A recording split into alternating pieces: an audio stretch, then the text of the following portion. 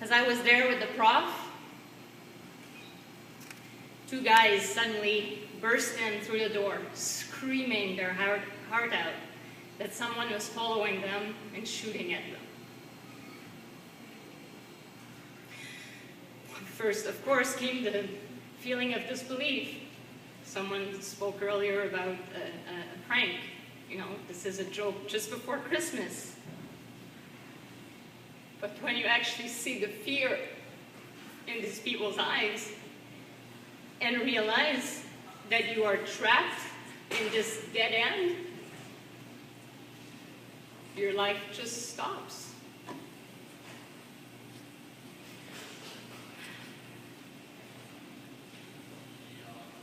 Time just freezes. You think of your loved ones, you think about your dreams, and you think that all of this will end in this tiny office.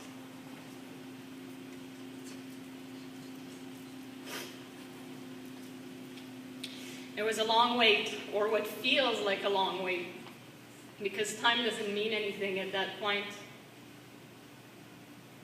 But when, you know, you start thinking, okay, it's been a little while these guys came in, is someone actually following them? Where is that guy that's following them? So there's a feeling of hope. Maybe he turned into another corridor. Maybe he went away. Hope appears. And then suddenly there's someone working out the doorknob. So again, there's a sense of terror,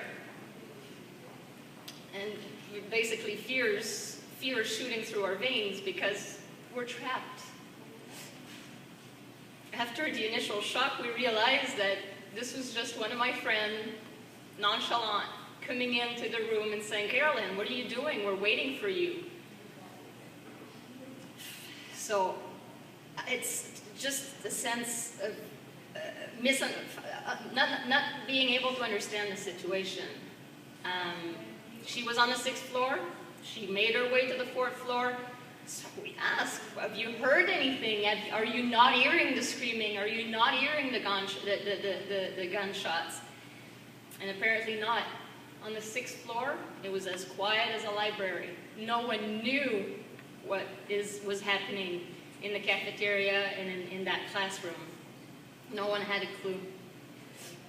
So after several attempts in getting to security, because of course no one had any intent of moving out of this office, after getting through security, the only thing we could learn is that the situation was not yet under control. Just stay put.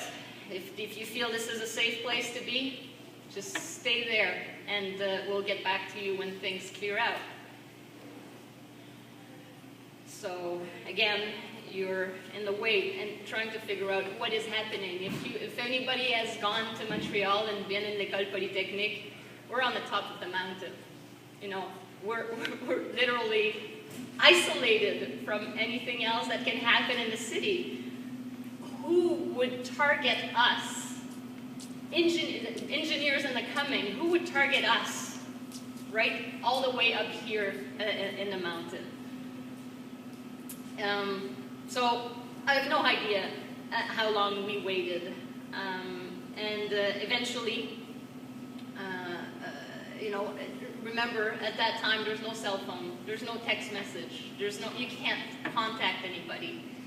You're just prisoner of that office. Eventually, security called back and asked us to make our way downstairs and out of the building, but warning us that there still might be another killer in the building. So this is great, you know, as we move out of the building, trying to look out for any signs of any movement. But really, the only thing that we could find, that we could see, is increasing sign of chaos. School bags thrown all over the place, clothes, shoes, drinks spilled, chairs, desks all over the place. And still, we had no clue the extent of the event, the extent of the shooting, but gradually we had to began to grasp the magnitude of it all. When we exited the building, the sheer amount of first responders, police, ambulance, all over the place.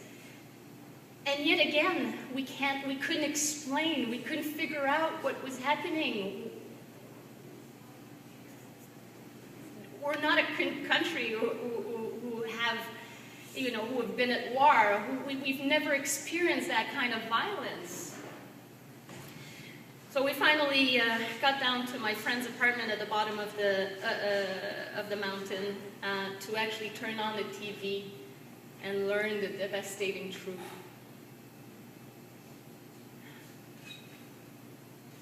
On that day, during those events, I was not aware that this was an act of violence against women. For me, while hiding in that tiny office, while waiting in silence for a sign that it was all over, this was just an act of violence against innocent people.